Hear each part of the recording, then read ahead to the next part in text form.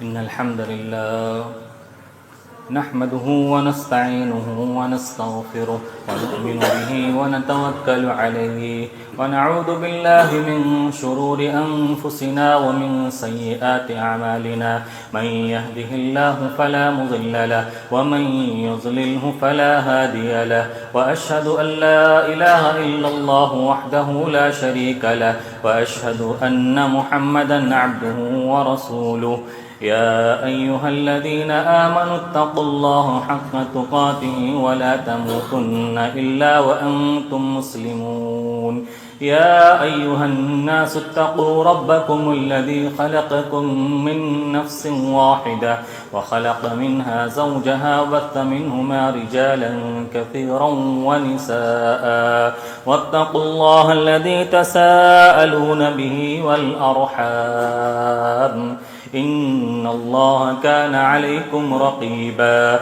يا أيها الذين آمنوا اتقوا الله وقولوا قولا سديدا يصلح لكم أعمالكم ويغفر لكم ذنوبكم ومن يطع الله ورسوله فقد فاز فوزا عظيما أما بعد فإن خير الحديث كتاب الله وخير الهدي هدي محمد صلى الله عليه وسلم وشر الأمور محدثاتها وكل محدثة بدعة وكل بدعة ضلالة وكل ضلالة في النار. أعوذ بالله السميع العليم من الشيطان الرجيم. بسم الله الرحمن الرحيم. وآتوا النساء صدقاتهن نحلة فإن طبن لكم عن نفسه شيئا فكلوه هنيئا مريئا. معزز دینی و اسلامی و ایمانی بھائیوں، بزرگان دین، معزز نوجوان ساتھیوں، پیارے بچوں، عزیز ماں اور بہنوں، اس سے قبل کی آج کے خطبہ جمعہ پر روشنی ڈالوں، ایک مسئلہ واضح کر دینا مناسب سمجھتا ہوں. وہ یہ ہے کہ اکثر لوگوں کو اس بات کا علم نہیں ہے، ناعلمی پائی جاتی ہے کہ جب جمعہ کے دن جمعہ کی اذان شروع ہو جاتی ہے تو مسجد میں تشریف لانے والا کھڑا ہو کر جمعہ کی اذان کے ختم ہونے کا انتظار کرتا ہے کہ جیسے ہی جمعہ کی اذان ختم ہوگی اس کے بعد میں تحیۃ المسجد، تحیۃ الوضو یا جمعہ کے دن جو سنت اور نفل پڑھی جاتی ہے وہ ادا کروں گا. تو میرے بھائیوں، اس سلسلے میں بات یہ ہے کہ جمعہ کے خطبے کو سننا واجب ہے اور اذان کا جواب دینا یہ سنت ہے. لہٰذا آپ اذان اگر شروع بھی ہو چکی ہو تو آپ کو جو سنت پڑھنی ہے وہ پڑھ لیجیے. آپ انتظار نہ کریں کہ جمعہ کی اذان ختم ہوگی اس کا جواب دیں گے پھر اس کے بعد خطبہ شروع ہو جائے گا تو پھر سنتیں پڑھنا شروع ہوں گے، ایسا نہیں. جمعہ کا خطبہ سننا واجب ہے اور اذان کا جواب دینا یہ سنت ہے. لہٰذا واجب چیز کا درجہ زیادہ ہوتا ہے. مجھے پتہ ہے اکثر لوگوں کو یہ مسئلہ پتہ نہیں ہے، ناعلمی کی وجہ سے ایسا کرتے ہیں. لہٰذا ہر بھائی اس مسئلے کو سمجھ لے کہ اگرچہ اذان شروع ہو جائے تو بھی آپ سنتیں پڑھنا شروع کر دیں اور خطبہ شروع ہونے سے پہلے آپ خطبہ سننے کے لیے ریڈی اور تیار ہو جائیں. معزز سامعین، گزشتہ جمعہ سے پہلے 2 جمعہ کے اندر اسلامی نکاح، شادی بیاہ کے تعلق سے میں نے آپ کے سامنے کچھ باتیں رکھی تھی اور ہمارے سماج اور معاشرے کے اندر نکاح اور شادی بیاہ سے متعلق جو غلط تصورات اور جو غلط رسم و رواج اور خرافات پائے جاتے ہیں ان کو بھی بیان کیا تھا. آج بھی اسی موضوع اور ٹاپک کی آخری کڑی لے کر میں آپ کے سامنے حاضر ہوا ہوں اس دعا کے ساتھ کہ اللہ رب العالمین ہمیں نکاح کو آسان کرنے والا بنائیں اور نکاح کے معاملے میں بھی اسلام کو فالو کرنے والا اور دین پر چلنے والا بنائیں، اللہم آمین یا رب العالمین۔ میرے بھائیو، نکاح ایک مسلمان کے لیے کوئی سماجی رسم نہیں ہے۔ نکاح صرف سماجی رسم نہیں ہے۔ مسلمان نے کیا سمجھ کے رکھا ہے کہ نکاح ایک سماجی رسم ہے، یہ غلط فہمی ہے۔ نکاح یہ مسلمان کے دین کا حصہ ہے، نکاح یہ ہمارے اسلام کا حصہ ہے۔ جس طرح سے ہم مسجدوں کے اندر اسلام کو دیکھتے ہیں، ہمارا معاملہ کیا ہے؟ مسلمان کا معاملہ ہے۔ مسجد کی حد تک اسلام چاہیے اس کو، نماز روزہ حج تک اسلام چاہیے، نکاح کے اندر اسے اسلام نہیں چاہیے۔ تو یہ بات ذہن میں بٹھا لے کہ نکاح بھی یہ اسلام کا حصہ ہے، یہ سماجی رسم نہیں ہے۔ نکاح ہمارے دین کا حصہ ہے، اس کے اندر بھی ہمیں اللہ اور اس کے رسول کی بات ماننی پڑے گی۔ یہ بات ہر مسلمان اپنے ذہن میں بٹھانے کی کوشش کرے۔ اور میں نے کہا تھا پچھلے خطبہ میں، اسلامی شادی وہ شادی جو اسلام اللہ اور اس کے رسول کے طریقے کے بتائے ہوئے طریقے کے مطابق کی گئی ہو، اس کے اندر لڑکی پر لڑکے والے پر کوئی خرچہ نہیں ہے، لڑکی پر لڑکی کے باپ پر لڑکی کے ولی پر اس کے بھائیوں پر ایک پھوٹی کوڑی کا بھی خرچہ نہیں ہے، ایک پیسے کا بھی خرچہ نہیں ہے۔ جو کچھ ہم نے اوڑا ہے وہ ہم نے خود منمانی طور پر خاندان کو دیکھ کر، رسم و رواج کو دیکھ کر یا پرانی چیزوں کو دیکھ کر یہ خود ہم نے وبال اپنے اوپر اوڑھ لیا ہے، جس کی نتیجے میں شادیاں مشکل ہو گئی ہے، نکاح مشکل ہو گیا ہے اور نکاح کرنا آسان نہیں رہا۔ دیکھیے آپ اس کو ایک مثال سے سمجھیے۔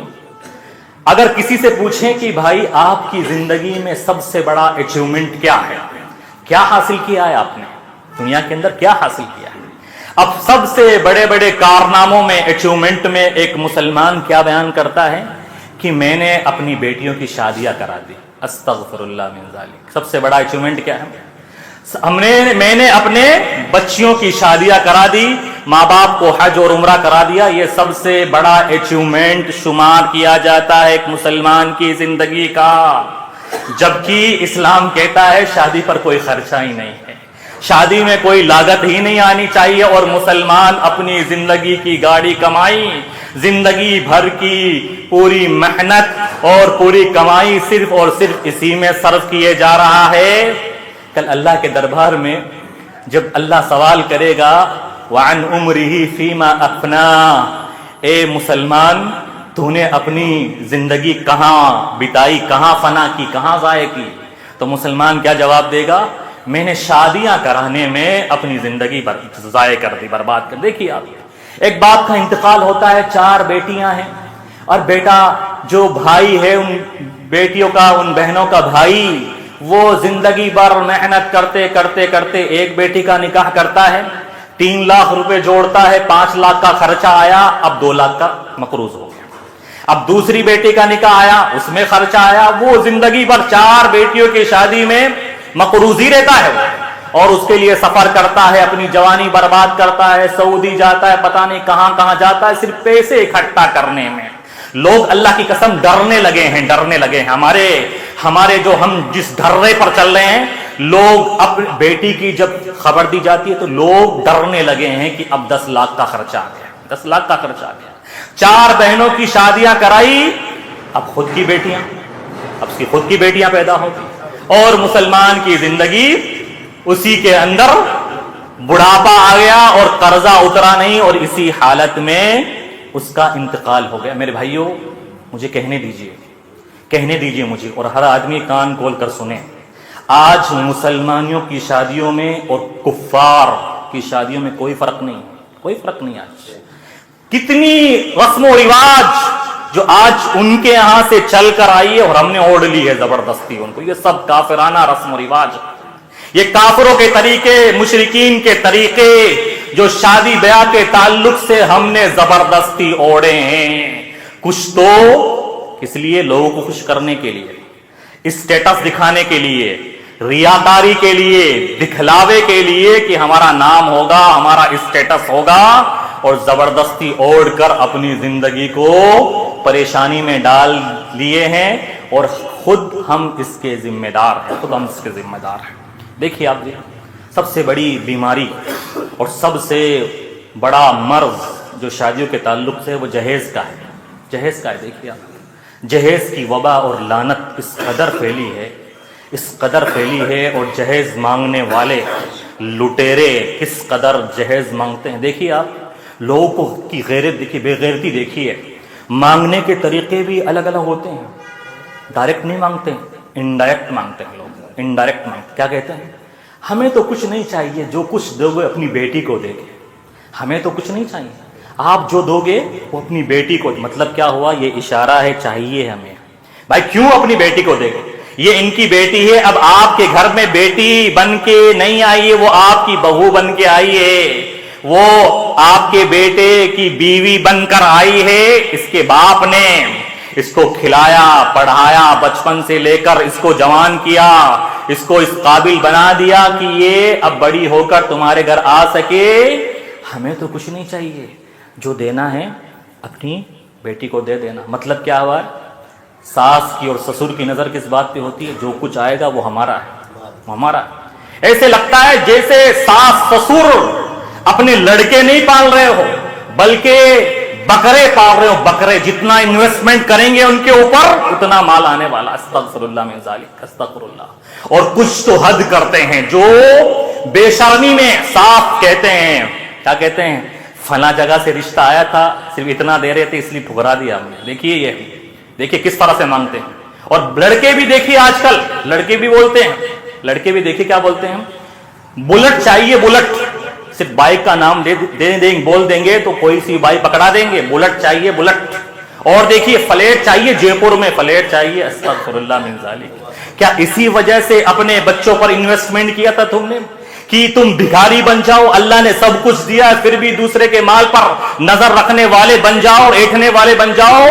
جہیز کی لعنت میرے بھائیوں اتنی بری لعنت ہے, کتنے غریب باپ بیچارے روتے ہیں, سسکتے ہیں, بیاج لینے پر مجبور ہوتے ہیں. مجرم ہم لوگ ہیں, پورا سماج اور معاشرہ جرم میں ہے. اور سماج کے جو بڑے بڑے ٹھیکیدار بنتے ہیں نا, میں صاف کہتا ہوں ایسے لوگوں کو جو جاجم پر بیٹھتے ہیں, جاجم پر بیٹھتے ہیں ہمارے ہاں کچھ جاجم پر بیٹھ کے وہ جہیز کے نام پر پتہ نہیں کس کس کے نام پر وہ چیزیں دلواتے ہیں اور لیتے ہیں. وہ ڈر جائیں اللہ کے عذاب سے, ڈر جائیں. انہیں کوئی مطلب نہیں ہوتا ہے دین و دنیا سے. نہ وہ نماز پڑھنے والے ہوتے ہیں, نہ اللہ کا ذکر کرنے والے ہوتے ہیں, نہ مسجد سے قریب ہوتے ہیں. انہیں صرف دنیا چاہیے اور دنیا کے رسم و رواج چاہیے. دیکھیے آپ جہیز کے اندر دیکھیے کیا ہوتا ہے, کیا کیا نہیں مانگتے. لڑکا خود چل کر مانگتا ہے. اور دیکھیے میں مانگنے کے طریقے بتا رہا ہوں. اگر لڑکی کا باپ فون کرتا ہے, لڑکی کا باپ فون کرتا ہے لڑکے کے باپ سے کہ بھائی آپ سمپل کرتے ہیں اور کوئی لینا دینا نہیں کریں گے, تو لڑکے کا باپ کیا کہتا ہے, ایسا کہیے آپ لڑکے کے ماموں سے بات کیجیے, لڑکے کے ماموں سے بات کیجیے, مجھ سے بات مت کیجیے. دیکھیے پھر لڑکے کا ماموں پھر ڈیمانڈ رکھتا ہے, بھائی ہم نے پڑھایا, انجینئرنگ کیا ہے, ڈاکٹر بنایا, اسے تھوڑی بنایا, اس کے اندر کچھ تو وصول ہونا چاہیے نا. اس وجہ سے تم نے انجینئر بنایا تھا, ڈاکٹر بنایا تھا. تم اس قدر اس ڈاکہ زنی ڈالنے کے لیے اور لوگوں کی بیٹیوں پر اس طرح سے, لوگوں کو اس طرح سے پریشان کرنے کے لیے تم نے یہ ڈگریاں دلائی ہیں اور اس قابل بنایا ہے, ان پر اس میں انویسٹمنٹ کیا ہے کہ تم مانگو. کتنے لوگ ہیں مانگنے والے, استغفر اللہ من ذالک. تو کیا پتہ چلا کہ ہمیں صرف نماز روزوں میں مسجد میں اسلام چاہیے, نکاح اور شادی میں اسلام نہیں چاہیے, نہیں چاہیے. معاملات میں اگر ان دو لوگوں کو دیکھو گے نا, جو جہیز کے لٹیرے, جہیز مانگنے والے, معاملات میں دیکھو گے, بازار میں جا کر پوچھو گے, مارکیٹ میں ان کا معاملہ سارے لوگوں کے مقروض ہوتے ہیں, وہ پھر بھی دینے کی ہمت نہیں ہوتی, ہمت نہیں ہوتی. کتنے لوگ کہتے ہیں شیخ صاحب دھوم دھڑاسے سے شادی کر رہے ہیں, ہمارے 10,000 روپے نکلتے ہیں وہ تک نہیں دینا. استغفر اللہ من ذالک. یہ اسلام معاملات کا بھی نام ہے, اسلام معاملات کا بھی نام ہے, اخلاق کا بھی نام ہے, کردار کا بھی نام ہے. اسلام صرف عقیدے کا نام نہیں ہے. آپ کے معاملات میں, آپ کے کردار میں, آپ کے کریکٹر میں, آپ کی شادیوں میں, آپ کے موت میت میں, ہر چیز میں اسلام نظر آنا چاہیے. اللہ کا حکم ہے یا ایھا الذین آمنوا ادخلوا فی السلم کافہ، ایمان والو اسلام لانے کا ڈھونگ رچانے کی ضرورت نہیں ہے، مکمل اسلام میں داخل ہونا پڑے گا، تب آپ مسلمان مانے جاؤ گے۔ نماز روزہ اور حج اور زکوٰۃ اور عمرہ اور حج میں مسلمان بنے پھرتے ہو، اور شادی بیاہ کا معاملہ آتا ہے تو بیویوں سے ڈر جاتے ہو۔ ساس کا معاملہ بڑا خطرناک رہتا ہے، ساس کا نکاح کے وقت دیکھیے، آپ منگنی ہوتی ہے تو دیکھیے انڈائریکٹ طریقے دیکھیے، منگنی ہوتی ہے نا تب تو کتنے پیار سے، ہمیں کچھ لینا دینا نہیں ہے، ہمیں سمپل کرنا ہے۔ اب لڑکی کا باپ یہ سوچتا ہے بھائی سمپل کا مطلب یہ انہیں جہیز جیسے کوئی مطلب نہیں ہے، اسلامی شادی کرنا چاہتے ہیں قرآن و حدیث کے مطابق۔ لڑکے کا باپ کہتا ہے نکاح مسجد میں ہوگا، یہ بھی کہتے ہیں ہاں نکاح مسجد میں ہوگا۔ اب نکاح کے ایک دن پہلے فون آتا ہے ساس کا، لڑکی کی ساس کا، لڑکے یعنی دونوں آپس میں جو سمدھی بنتے ہیں، مرد اور عورتیں ایک دوسرے کے پاس فون جاتا ہے، اور لڑکا مان نہیں رہا ہے، کچھ تو دینا پڑے گا۔ اس وقت تو دیکھیے اب بیچارہ سسر جو ڈیمانڈ رکھی ہے اس کے پاس ہے یا نہیں ہے، اس نے پہلے سے انتظام کیا نہیں کیا، اور ڈیمانڈ ایسی بھاری رکھی جاتی ہے۔ اب لڑکی کا باپ کرے تو کیا کرے، شادی کے کارڈ بڑھ چکے ہیں، دعوتیں دی جا چکی ہے، کل سب کچھ ہونے والا ہے، کھانے کی تیاری ہو چکی ہے، اب مرے تو کہاں جائے گا، مرتا نہ کیا نہ کرتا۔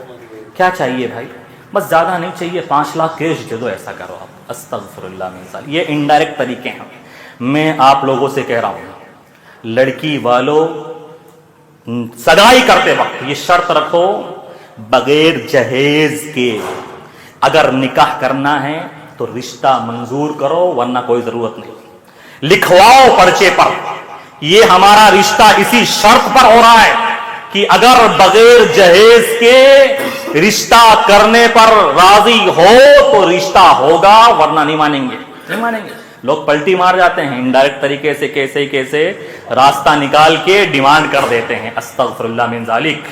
جتنے بھی کنوارے نوجوان بیٹھے ہیں میں ان سب سے گزارش کروں گا جن کی شادیاں نہیں ہوئی، عہد کرے، آج سے عہد کرے اسلامی شادی کرنی ہے، واللہ اگر اسلامی شادی کرنے کے عزم سے اٹھو گے آپ سے کتنے لوگوں کی زندگیاں، کتنے باپ لوگوں کی زندگیاں آسان ہو جائے گی، کتنے باپ جو دن بھر کمائی کر رہے ہیں، جنہوں نے اپنے گھر بار کو چھوڑ دیا ہے، جن کی بیٹیاں گھر میں ہیں، کتنے ایسے جو ریڑا رکشی چلاتے ہیں، سبزی کا ٹھیلا لگاتے ہیں یا معمولی مزدوری کرتے ہیں، یہ احسان ہوگا ان کے اوپر آپ کی طرف سے کہ آپ علی الاعلان گھر والوں سے کہہ رہے ہیں اے امی اے ابا میں شادی اسی وقت کروں گا جب میری شادی اسلامی ہوگی، مجھے فالتو کے خرافات نہیں چاہیے، رسم و رواج نہیں چاہیے۔ ڈنکے کی چوٹ پر دلہا یہ اپنے ماں باپ کو کہے، جائے خاندان والے کچھ بھی کہے، قبیلے والے کچھ بھی کہے، لوگ کیا کہیں گے ہمیں اس سے مطلب نہیں ہے، مرنے کے بعد ہمارا رب مجھ سے کیا پوچھے گا اس سے مجھے مطلب ہے۔ قبر کے اندر یہ سوال ہوگا رسول کو جانتے نہیں جانتے ہو، مجھے اس سے مطلب ہے۔ دیکھیے آپ میرے بھائی، اسلامی شادی میں کیا ہے؟ اسلامی شادی میں یہ ہے مہر دے دیا جائے۔ مہر یہ عورت کا حق ہے، بیوی کا حق ہے، اور یہ واجب ہے، ضروری ہے، کمپلسری ہے۔ جس طرح سے ولی کا ہونا واجب ہے، 2 گواہوں کا ہونا واجب ہے، ان کے بغیر شادی نہیں ہو سکتی، اسی طرح سے مہر ادا کیے بغیر شادی نہیں ہو سکتی۔ دیکھو سورۃ النساء کی یہ آیت ہے جس میں اللہ رب العالمین نے مہر کو عورت کا حق ادا کی، حق بتلایا ہے کہ مہر یہ عورت کا حق ہے۔ سورۃ النساء، نساء کے معنی ہوتے ہیں عورتوں کے۔ اللہ رب العالمین نے اس سورت کے اندر عورتوں کے حقوق کو بیان کیا ہے۔ عورتوں کے حقوق، کیا کیا حقوق ہے؟ عرب کا وہ معاشرہ جس معاشرے کے اندر عورت کو مارا جاتا تھا، پیٹا جاتا تھا، عورت کو سزائیں دی جاتی تھی، عورت مظلوم مخلوق تھی، مظلوم۔ اللہ رب العالمین اس معاشرے والے کو عورت کے حقوق بیان کر رہا ہے جس معاشرے والوں کے ہاں دوسرے حقوق تو دوسری بات، زندہ رہنا، زندگی یہ عورت کا ایک بنیادی اہم ترین حق ہے. وہ عورت کی جان کے پیچھے پڑنے والے اور زندہ درگور کر دینے والے اپنی بیٹیوں کو اللہ کیا عورت کے حقوق بتلا رہا ہے، ان سے فرما رہا ہے وَآتُوا النِّسَاءَ صَدُقَاتِهِنَّ نِحْلًا. اے لوگو، عورتوں کے حقوق اور شادی کے وقت جو حق کے مہر خوشی خوشی انہیں دے دو، خوشی خوشی انہیں دے دو. فَإِن طِبْنَ لَكُمْ عَنْ شَيْءٍ مِّنْهُ نَفْسًا فَكُلُوهُ هَنِيئًا مَرِيئًا. اور مہر یہ خود عورت کا حق ہے، کسی اور کا حق نہیں ہے. اگر عورت اپنی رضامندی سے، اپنی چاہت سے خود اپنا حق دے دے تو کوئی بات نہیں ہے، حق دے دے تو کوئی بات نہیں ہے. لیکن یہاں پر تو ساس اور سسر کا یہ نظر رہتی ہے جو مہر دیا ہے نا 5 تولہ سونا یہ ہمارا ہی آنے والا ہے. دکھانے کے لیے تو 10 تولہ 20 تولہ 25 تولہ دے دیتے ہیں، وہ نام ہوگا ہمارا، لیکن نیت کیا رہتی ہے کہ یہ ہمارا ہی حق. ہر ساس کان کھول کر سن لے، جو مہر دیا جاتا ہے لڑکی کی طرف سے دلہے کی طرف سے دلہن کو، یہ اس کا حق ہے جو اسلام نے، اللہ نے اس کو دیا ہے، اس میں سسرال والوں کا کوئی حق نہیں. لیکن دیکھیے شادی ہونے کے بعد وہ حق چھین لیا جاتا ہے. وہ کتنا تولہ سونا لے کر دیا تھا مہر میں، وہ سب انہیں ساس اپنے پاس جمع کر کے رکھتی ہے. عورت کا کوئی حق نہیں ہے، عورت کا کوئی حق نہیں. مہر دینا واجب اور ضروری ہے، عورت کا حق ہے، دلہن کا حق ہے، بیوی کا حق ہے، کسی اور کا حق نہیں ہے. اسلام نے مہر پر ابارا ہے. لیکن دیکھیے آپ ہمارے ہاں دیکھیے اکثر باتیں سننے میں آتی ہے اور دیکھا ہوگا آپ لوگوں نے، لوگ مہر کو بھی ادھار رکھ دیتے ہیں.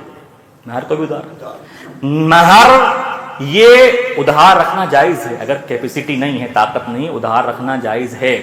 لیکن افضل اور بہتر یہ ہے کہ نکاح کے وقت دیا جائے، نکاح کے وقت دیا جائے، یہ افضل اور بہتر ہے. اللہ کے رسول صلی اللہ علیہ وسلم نے اپنی بیویوں کو مہر دیا. حالانکہ قرآن میں آپ صلی اللہ علیہ وسلم کے لیے یہ آپشن تھا، یہ خصوصیت تھی آپ کی کہ آپ کا نکاح بغیر مہر کے بھی ہو سکتا تھا.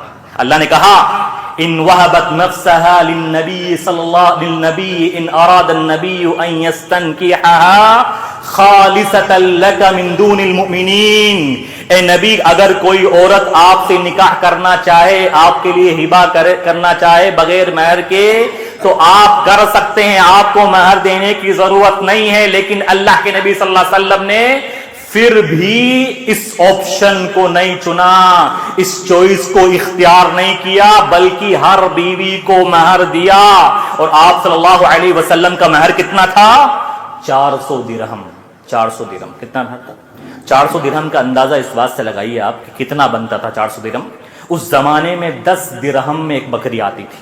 10 درہم میں ایک بکری آتی تھی، تو 400 درہم میں کتنی بکری آئیں گی اندازہ لگا لیجیے آپ. اللہ کے رسول نے کتنا مہر دیا، کتنا مہر دیا. صرف ایک بیوی کا مہر جو آپ نے دیا وہ 4000 درہم دیا تھا، ام حبیبہ رضی اللہ. باقی سب بیویوں کا کتنا تھا؟ تو اگر اللہ نے کیپیسٹی دی ہے، طاقت دی ہے، مہر اچھا دینا چاہیے، اچھا دینا اگر طاقت دی ہے. اور اگر طاقت نہیں ہے تو کوئی بات نہیں، اپنی حیثیت سے جتنا ہو سکے دینا چاہیے. اور مہر کو کیش دینا، نقد دینا یہ افضل ہے اور بہتر ہے، اور اسی کا حکم دیا گیا ہے. اگر کسی کے پاس نہیں ہے تو بعد میں بھی دے سکتے ہیں. لیکن ہمارے ہاں دیکھیے بعد میں لکھوا دیا، بعد میں دے دیں گے. پھر توفیق نہیں ملی شوہر کو، زندگی گزرتے بھائی اب شوہر کا انتقال ہو گیا اور اس کا جنازہ پڑا ہے، سامنے پڑا ہے، بس اس کو لے جانے کی تیاری ہے قبرستان. گھر والے اس کی بیوہ کو، اس کی بیوی کو لاتے ہیں، اس پر غم ٹوٹا ہوا ہے اپنے شوہر کی موت کا، اس کو بلا کر کہتے ہیں گھر والے معاف کرواؤ، مہر بخشو، یہ مہر بخشو. استغفر اللہ من ذالک، یہ مہر بھی بخشوا جاتا ہے. اس قدر ظلم کرتے ہیں، اللہ کی پناہ. ایک تو بیچاری کا شوہر مر گیا ہے اور اس سے بولتے ہیں کہ یہ مہر بخشو. پتا ہے گھر والوں ہونا کیا چاہیے؟ گھر والوں کو چاہیے کہ بھائی جو کچھ چھوڑ کے گیا ہے اس میں سے پہلے مہر ادا کیا جائے. جو کچھ پراپرٹی وراثت ہے چھوڑ کے گیا ہے تو اس کو ادا کرے. یا اولاد ہے، اولاد کے پاس اتنا ہے تو باپ پر احسان کرے کہ دے مہر. لیکن بخشو اس کو. اس کے سامنے لایا جاتا اس کو پکڑ کے, وہ چلاٹے مار مار کر رو رہی ہوتی ہے اپنے روم میں, اس کو پکڑ کر لایا جاتا ہے. یہ تو ہمارے معاشرے اور سماج کے حالات ہیں. دیکھیں مسلمانوں کے حالات ہیں یہ. مہر بخشوانے کے لیے عورت پر اس قدر ظلم کیا جاتا ہے, مہر کے لٹیرے, اور زندگی بھر خیال نہیں ہوتا ہے بس چل رہا ہے معاف کروا لیں گے اخیر میں جا کے. کیسے معاف کروا لو گے, کیسے معاف کروا.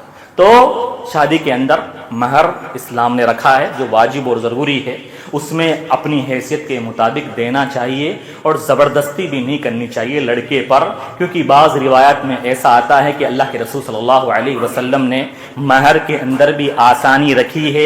ایک صحابی آئے, کہا کہ مہر میں دینے کے لیے کیا ہے, کچھ نہیں ہے. کہا ایک لوہے کی انگوٹھی لے کر آ جاؤ.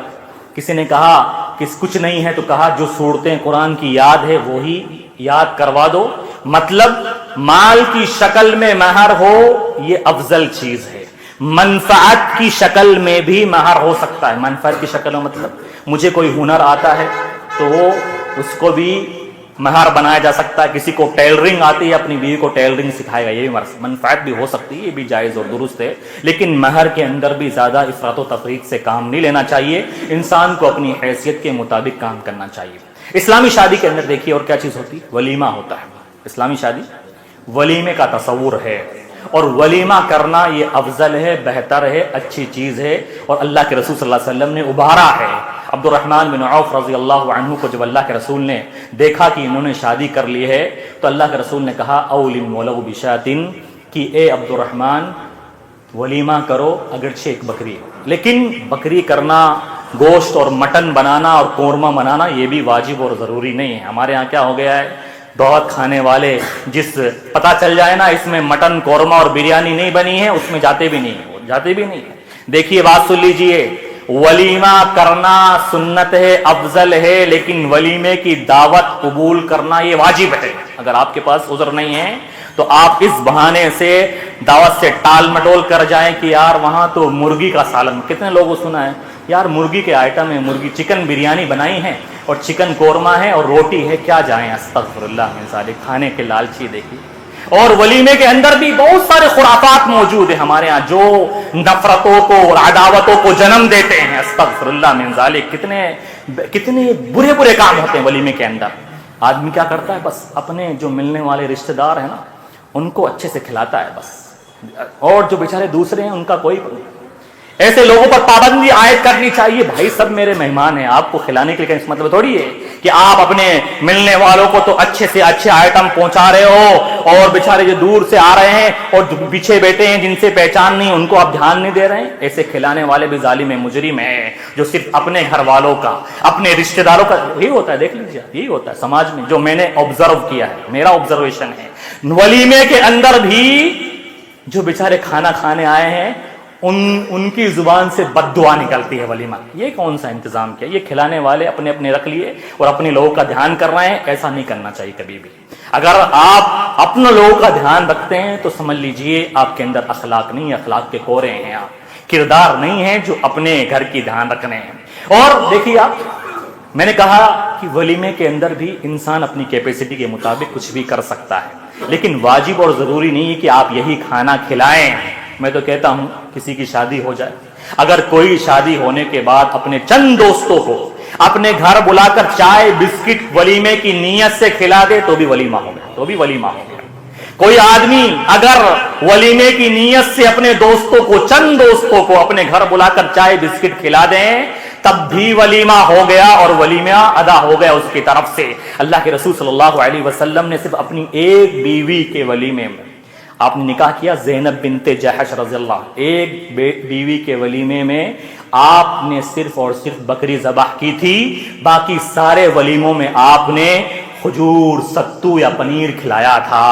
تو ولیمے کے اندر جو یہ سوچ لوگوں کے ذہن میں بن گئی ہے نا, ہمارے جو بچے ابھی 7, 8 سال 10 سال کے ہیں ان کی سوچ کیا ہے ولیمے کے تعلق سے. ولیمہ اسے کہتے ہیں جس میں مٹن بریانی ہو اور مٹن قورمہ ہو اور تندور کی دودھ والی روٹی ہو اور اس کے اندر دلتی ہو. یہ ذہن بن گیا, آپ یہی ذہن بنا ہے. اب اس کے لیے بیچارے کو قرضہ کرنا پڑے اور اس کے لیے اس کو بیاج پر پیسہ لانا پڑے. استغفر اللہ من ذالک. نکاح آسان ہے میرے بھائیو, نکاح آسان. دیکھو میری باتیں لوگوں کو کڑوی لگتی ہوگی، دیکھو میں جو سماج اور معاشرے میں دیکھتا ہوں، اللہ کی قسم میرے الفاظ کی تلخیوں پر مت جائیں میرے الفاظ کی سختیوں پر.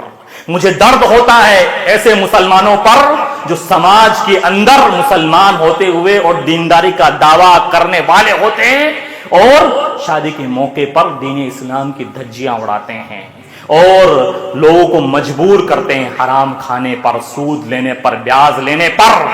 اور اسی طرح سے ایک بات اور ہے جس کی وجہ سے ہماری شادیاں مشکل ہو گئی ہے، وہ ماہرے کی رسم ہے. ماہرے کی رسم ہوتے ہیں نا، ماہرے کی رسم سب جگہ ہوتی ہے. ڈیمانڈ، انتظار میں رہتے ہیں کہ بھائی اب ماموں کی طرف سے یا نانا کی طرف سے یہ پیسے آئیں گے. استغفر اللہ من ذالک. بھائی کوئی لینا دینا نہیں ہے، کوئی ان کا کچھ نہیں ہے، جو کرنا ہے آپ کو کرو. یہ کیوں اڑایا ہے آپ نے؟ یہ سماج اور معاشرے، ماموں نانا بیچارے ان کے پاس کھانے کے لالے پڑ رہے ہو، کھانے کے لالے. ایک آدمی ملا، شیخ صاحب ماہرہ دینا ہے، ادھار کوئی پیسہ نہیں دیا ہے، 25,000 بیاج لانے پر مجبور ہوا. استغفر اللہ من ذالک. بیاج کھانے پر مجبور ہو رہے ہیں لوگ کسی مکرانے میں. اللہ کی قسم سدھر جاؤ، اللہ کے دین کو سمجھو. یہ ماہرہ وائرہ کچھ نہیں ہے، توبہ کرو اس ماہرے سے. ہر نوجوان توبہ کر کے اٹھے اور عزم کر کے اٹھے کہ اب ہمارے ننیحال کی طرف سے ہمارے ماموں نانا سے 1 روپے نہیں لیں گے شادی کے وقت میں. ہمارے پاس جو ہے اسی میں شادی کر دیں گے، کسی طرح کی الجھن پیدا نہیں کریں گے اور شادی کو آسان بنانے کی کوشش کریں گے. اسلامی شادی کریں گے تاکہ شادی آسان ہو اور زنا مشکل ہو جائے اور ہماری شادیاں کافروں سے مشابہت کرنے والی نہ ہوں. اللہ تعالی ہم سب کو اس بات کی توفیق عطا فرمائے. آمین. اقول قولی ھذا استغفر اللہ لی ولکم سائر المسلمین.